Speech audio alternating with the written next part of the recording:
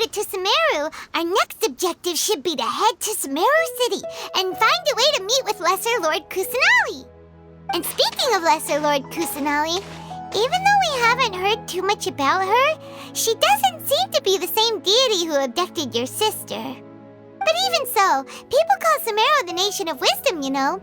If we can get a chance to meet the God of Wisdom, maybe she can give us some useful information. But, Paimon doesn't know the way to Sumeru City. Maybe we can climb up to that spot with the statue of the Seven on it. That'll give us a way better view of things. Even if we can't see exactly where the city is, at least we'll be able to check for some smaller settlements nearby. Wait a second. Look! There's someone up ahead! Perfect timing! Now we can just ask for directions rather than wander around like lost adventurers. Hey there! We're not from around here and seem to have gotten a little lost. We'd like to ask for some directions. Huh? Did they not hear Paimon? Hey! You over there! Could you give us some directions? Huh? What's going on here? There's no way she could have missed that. Wait! Could she be ignoring us? How dare she? Well, even so, she might be heading someplace where we could find other people to ask. Let's keep our distance and follow her. When we get the chance, we'll just ask someone else for directions.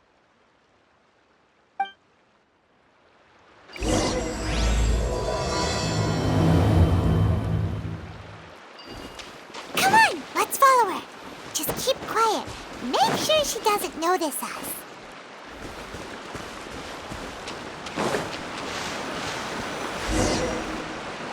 Huh? She just walked near that small waterfall and then suddenly vanished. Let's go take a closer look.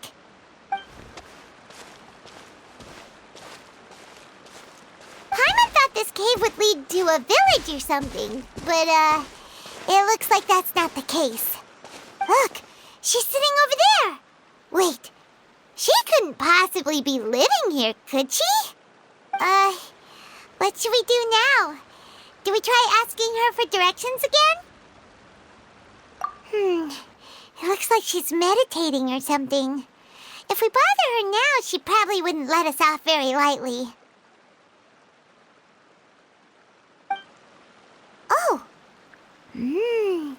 What a lovely smell! It's coming from that sensor over there. This is definitely not your typical place to call home, but at least it smells nice. Maybe living here wouldn't be too bad after all.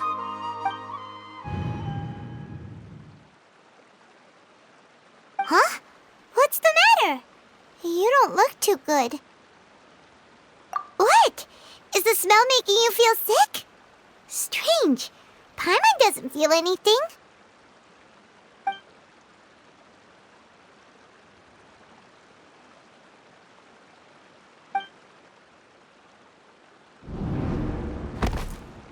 What's happening? Traveler? This is no time for a nap. Oh, come on, wake up.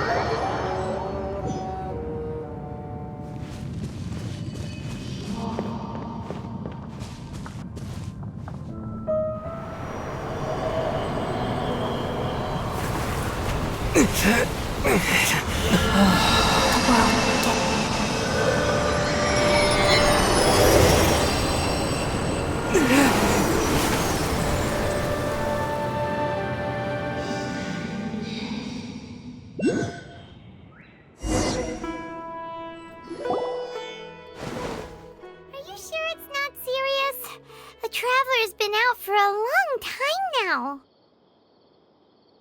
Yes, you can relax. Believe me, Master is extremely knowledgeable. If he says that he's going to be alright, then there's absolutely nothing to worry about. Oh, are you awake now? Oh, thank goodness! Traveler, you're finally awake! Well, we're at... good question. Where are we? Paimon was in such a panic when you passed out that she even forgot to ask what place this is. This is Gandharvaville. It was originally built by scholars from Sumeru as a place to rest in the rainforest. Now it's mainly used by the forest rangers as a base of operations. My name is Collei. I'm a trainee forest ranger. My master and I found you passed out during our patrol, so we brought you here. Oh, no things are necessary. I didn't do anything really. By the way, how are you feeling now? Any discomfort? Oh, that's Master's herbal medicine you're tasting. He gave you some while you were unconscious.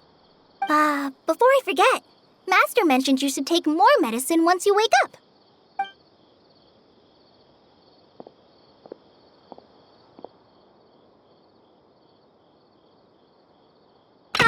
Whoops! Collei, what's the matter? Were you trying to retrieve the medicine? As I've already told you, you must be careful with these. All right, I'll get it for you once I'm finished here. Sorry, Master. Now, the guide to Avidya Forest's edible fungi is clearly posted on our bulletin board. But if Farbode forgets which mushrooms to avoid one more time, I'll have no choice but to leave the guide somewhere a little more visible. Like right smack on his forehead so others can remind him to be careful. Right? This is the second time he's come down with food poisoning this month. I'll be sure to give him a good talking to. Yes, please do. If, on the off chance, Farbode simply enjoys having little imaginary fairies dance before his eyes, then we'll just let him be. But the next time he requires any of our medicine, be sure to charge him accordingly.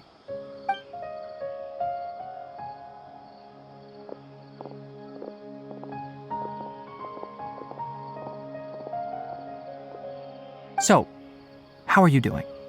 Feeling better? Oh, this is my master, Forest Watcher Tighnari. He is chief officer over all the rangers here in Gandharvaville. I already informed Paimon about the reason you fell unconscious earlier, but now that you're awake, let me explain it for you as well. It is common practice for Sumeru scholars of certain darshans to dedicate themselves to training and meditation in isolated areas, particularly the nearby forests. While meditating, they use a certain incense known as spirit borneol to help calm their minds as they enter a state of deep rumination. In hopes of asking directions, you two followed a scholar named Hypatia into her cave. The incense you smelled inside was the spirit borneol I just mentioned. That incense typically has no effect on most people, but for a very select few, it can have profound effects on one's cognition, as you experienced firsthand. Does that make sense? Very good. Now, answer me this. Did you feel anything after passing out? Say, any out-of-body experiences? Or did you see anything while unconscious?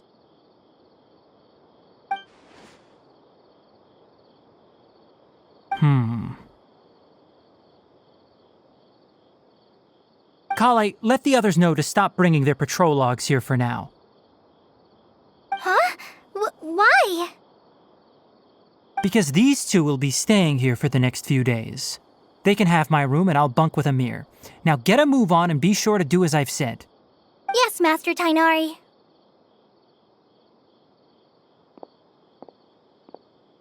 Wait, hold on a second. Can you tell us what's going on? Sure, let me fill you in. I originally planned to send you on your way once you finished your medicine. However, it appears now that you should stay a while longer in Gandharvaville for further observation while you recuperate. Further observation? No need to be hasty.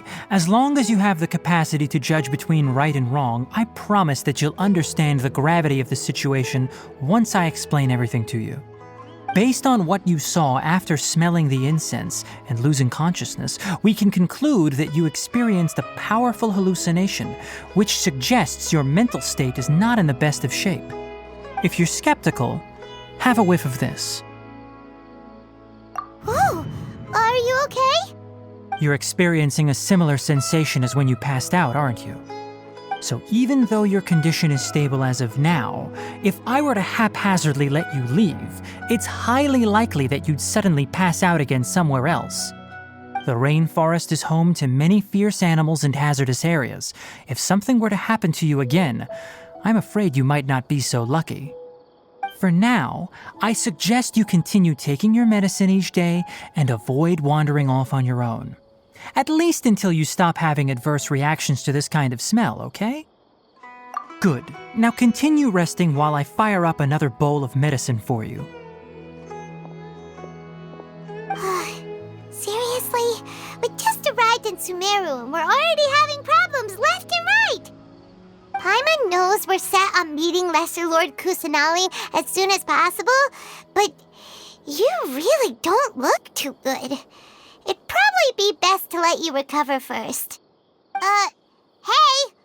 Are you even listening to Paimon? Paimon's over here worrying about you, you know. What's weird? You mean how you're feeling now? You mean the vision of tree roots and red skies you saw? But if those weren't hallucinations, what could they be?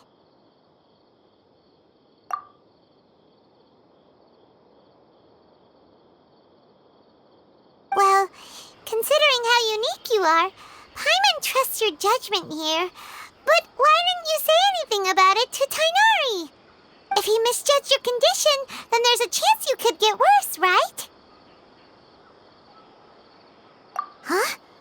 You mean that Tighnari already knows that what you saw weren't hallucinations? But if that's the case, why would he try to hide that from us? Oh, Paimon gets it now. That explains why you were so quiet earlier. Well, that settles it then. We'll stay here to rest up and figure out what's going on with your hallucinations. But it seems like asking Tighnari might not be an option anymore. What do you think we should do? Good idea. Collei's pretty friendly. We can ask her tomorrow about what she knows regarding the Dendro Archon and customs in Sumeru.